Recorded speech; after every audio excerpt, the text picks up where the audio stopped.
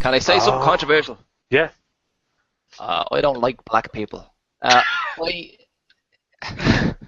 Sorry, I wasn't expecting that. I did not like Gone Girl. Yes, I know. You I mentioned that to me before. There was great acting in it. There was great cinematography. There was a great sense of tension and stuff like that in the film. The film itself, the plot, the story, and the length. Didn't like it. Yeah, it's a very long Did movie. not fucking. Very long. Do you know what I felt? And I kept thinking it all the way through. This would make a fucking fantastic miniseries. Say 6 or 7 episodes. You'd be fucking hooked. It would be up there with Breaking Bad and True Detective. It would literally be up there easily. But as a movie, I was just like that all the way through. Oh fucking hell! And what's her face? Rose? No, I can't think of her name. The girl who played his wife. Yeah. I can't remember her name. It's gonna kill me. I thought she was very good in it. Half of the time. You're gonna disagree with me, aren't you? Yeah. Half of the time I thought she was very good, and the other half of the time it was like the cheapest American fucking soap opera acting. Rosamund Pike, that's it. But it's like, yeah, now I want you to say this line, but I want you to look evil while you're saying it and look like you're hiding something. And she was like, okay. And then you're like, how are the other characters around her not seeing the evil fucking look on her face? Like, literally all they were missing was, like, her saying something, and then you just hear in the back, dun, dun, dun. Okay, yeah, I'll see that point, but I really enjoyed it. I thought, especially Ben Affleck, because I'm loving the. There's been a resurgence for a couple of actors, you know, the Matthew McConaughey, the McConaissance. I was just in my head now trying to work out a way of working in Affleck into Reconnaissance, and I can't do it.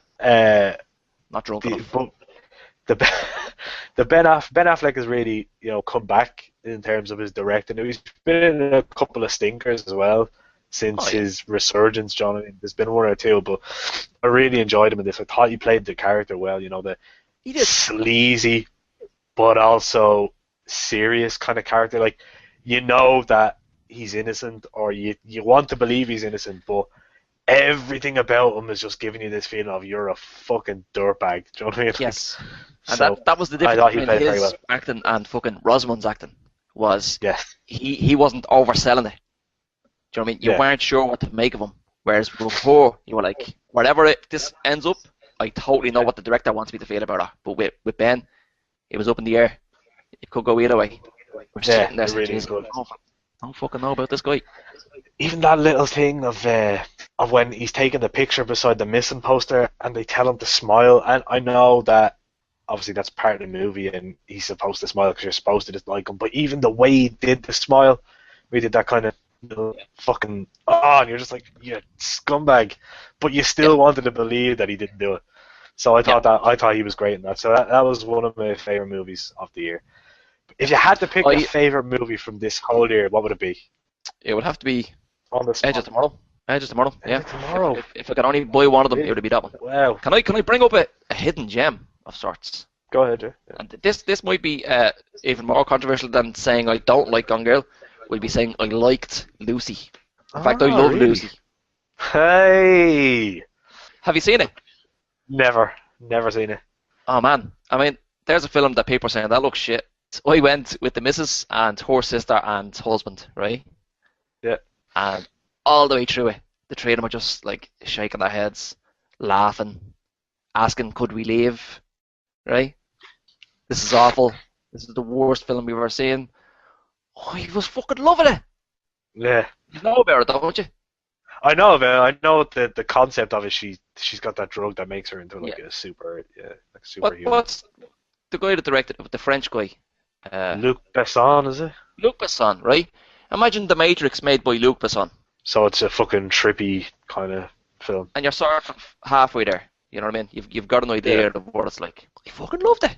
And the ending where it just totally blew their minds. They were like, oh, Jesus Christ, I can't believe we sat through this, and that's how it ends. Do you know what I mean? Loved it. I say, check it out. Give it a chance. I'm going to give it a watch because I saw the trailer and I thought the trailer looked very interesting. Do you know what I mean? Do you remember what Kevin Shields said about the trailer? No. Because I'll never forget it. Because that was when I first saw the trailer, when he shared it on Facebook. What was it? He said, the first 30 seconds of this trailer looks absolutely mind-blowing. I'm paraphrasing here. Looks mind-blowing, but then after that, it just gets shit, right? So I said, right, I have to check this out. The first 30 seconds totally didn't appeal to me. It looked boring and bland and just like a gangster movie or something. I told you it doesn't appeal to me. And then it went all fucking Fifth Element, Matrix-y after that. I was like, holy shit, I'm on board. Kevin, you're an asshole. Thanks for sharing this with me. We'll shove your opinions up your bollocks. Okay. Up your bollocks. Jesus. I have two more movies. One I'm going to talk about, but one I'm just going to name. Do it. The Purge Anarchy. I don't know if you saw that. Nope. No. Did you see the first Purge movie? Nope. First one was a very good concept of, 12 hours, everything's legal, you can do whatever you want, but terribly executed. Second one is a lot better because they bring you outside and you see what's going on the streets. Yeah. Very, very, very good film. One of those movies that you go into it. I saw the first one, so I just wanted to see the second one, see if they improved. And it's one of those movies you go into thinking this is going to be awful, and you're very pleasantly surprised to the point where you're like, that was actually really fucking good. Right. Frank Grillo was in it. He played Crossbones from Captain America 2. One of the soldiers. And so I just thought that was a great movie, one that I really enjoyed, so if you get a chance, check it out. But my favourite movie of 2014. Go for it. Outstanding from start to finish.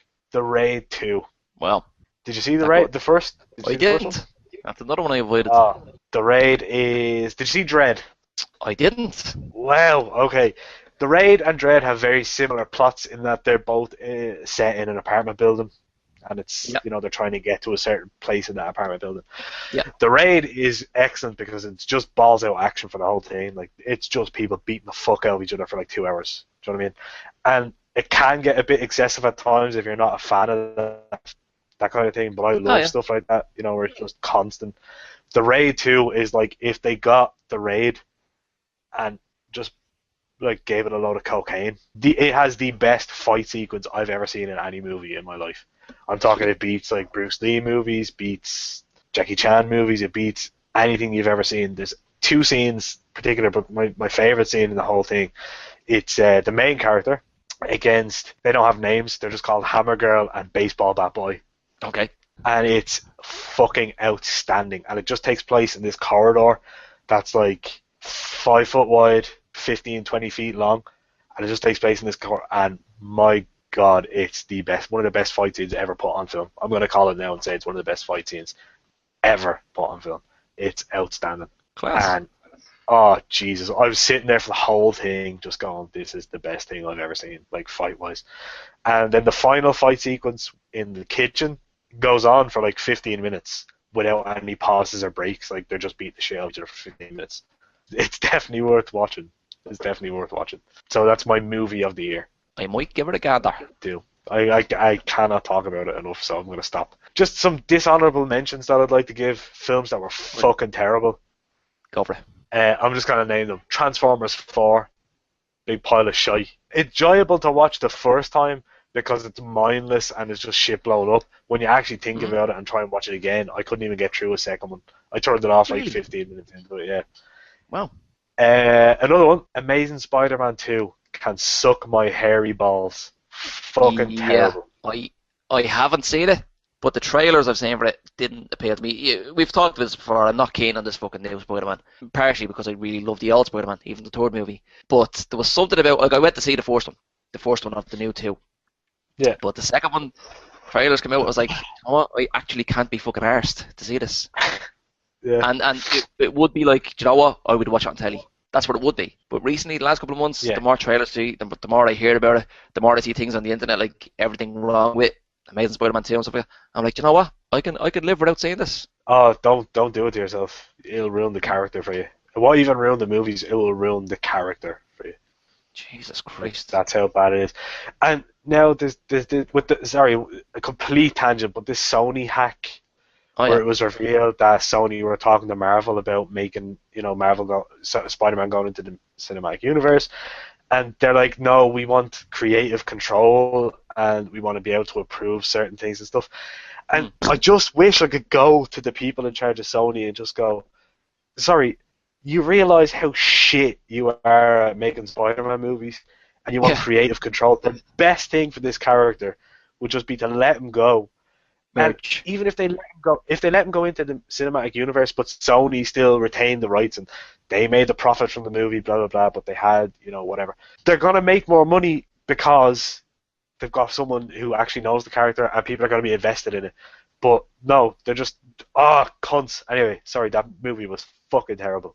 It is frustrating. Now, the one thing I read about Jordan all these hacks and what have you was that there was rumours that he was essentially sacked as Spider-Man, Andrew Garfield. Yeah, apparently so. And that the big talk was of another reboot and coming at it from a different direction. It would be Spider-Man as an adult rather than a fucking teenager again. No origin story. It's been done. I'd love to believe that rumour. Spider-Man as a man in the fucking Avengers universe. That would be great, yeah, it'd be great. But see, the thing is, I like Andrew Garfield as the character. I think he's the only, him and Emma Stone in those movies are the only redeeming things. The first one's not terrible, don't get me wrong, I enjoyed the first one, but the second one, the only thing I enjoyed about that movie was the chemistry those two people had. Right. Do you know what I mean? Like, it was actually very, very, you believe that they are going out in real life, so it's pretty good, you know what I mean? So, but Jesus, man, don't watch it. Don't even put yourself through it. You're gonna say I was just gonna point out about like two of the fucking greatest actors of our time, Paul Giamatti and fucking Jamie Foxx, totally misused. You're not with me on that? I'm with you on Paul Giamatti, but Jamie Foxx. No, I'm not putting him up there with like fucking. He's the De Niro of his time or like that. I'm just saying when we talk about A-listers, especially black A-listers, who have you got? Literally, who have you got? You've got Samuel L. Jackson, Jamie Samuel L. Foxx. Jackson. Sorry. But back to Paul Giamatti, yes. Yeah. Amazing actor. Actually, that was the only time I was interested in seeing the sequel when I heard he was going to be in it. I was like, yeah, I'm on board. Don't, because he's in it for about 10 minutes. So I believe. Total. Yeah. A criminal. So, absolutely. Criminal usage. So, yeah, and obviously I did a whole post about this on Facebook, on the Mattie and Email Facebook page, where I went on the most literally ungodly rant I've ever gone on in my life talking about this movie. God's Not Dead, the movie that was called An Atheist Killer. No. I'm not even going to talk about it, because if I start talking about it, I'm going to put my fucking foot through I'm going to put my foot through my own face. That's how fucking awful that film is. Oh, it's making me angry just thinking about it. Not even talking, just thinking. I'll have to check it out. So, yeah. I don't know how I missed that one. Was there in the pictures? No, it wasn't. No. Straight to DVD. Straight to the Sci-Fi channel. It is a miracle, though, that it didn't make it to the pictures. Yeah. I think if you brought out a film like that, it would actually make money. People would go and see it because of how fucking whack it is. Whack. Sorry. Do kids not say whack anymore? Did you just say whack? No one says whack anymore. What the fuck? I'm bringing it back. Oh my god. Just whack. Sorry. So I suppose the best thing to do now was to sign off on that offensive note. Whack. So these are the movies that we loved this year. So thanks for watching, guys, and we'll see you next time for more Mattie and Nemo madness. Yeah, see you next year. Jesus.